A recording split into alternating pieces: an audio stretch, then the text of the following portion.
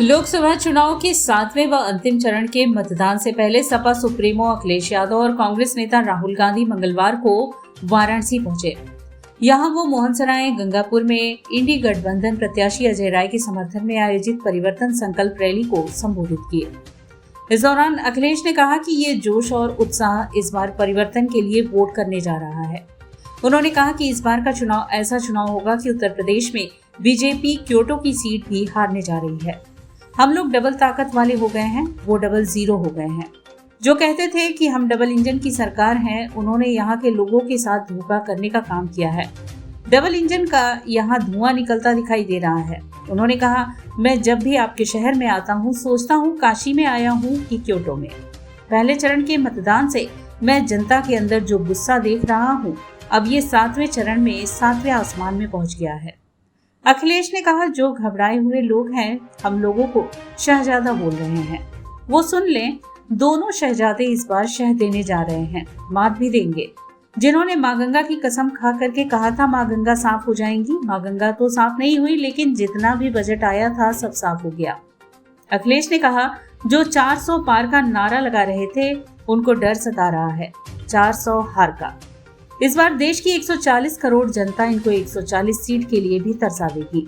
उन्होंने कहा कि अब तो भाषा भी बदल गई, अब तो क्योटो की हार से जवान भी लड़खड़ाने लगी है।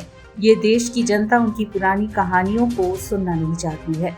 जिन्होंने धोखा दिया हो, काशी को जिसने क्योटो बनाने का सपना दिखाया हो और मां गंगा की कसम खा करके मां गंगा को साफ करने का संकल्प लिया हो, बताओ सब धोखा मिला कि नहीं मिला।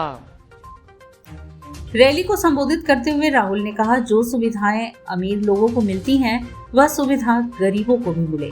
जो बैंक लोन अमीरों के माफ होते हैं, वह छोटे व्यापारियों, किसानों और गरीबों के भी माफ होने चाहिए। जो अमीरों के लिए किया जाता है, वह गरीबों के लिए भी हो।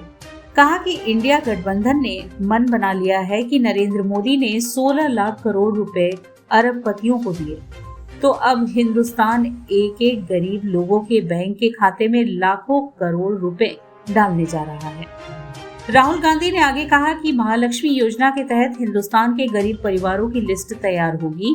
हर परिवार से एक महिला का नाम चुना जाएगा। काशी में भी 1 लाख लोग के नाम इस लिस्ट में आएंगे। जिनकी जमीन छीनी गई है, उनके नाम भी इस लिस्ट में आएंगे। जिन पर गलत जीएसटी लगाई गई है, उन परिवारों के नाम भी इस लिस्ट में आएंगे। बेरोजगार युवाओं के परिवार के नाम भी इस लिस्ट में आएंगे।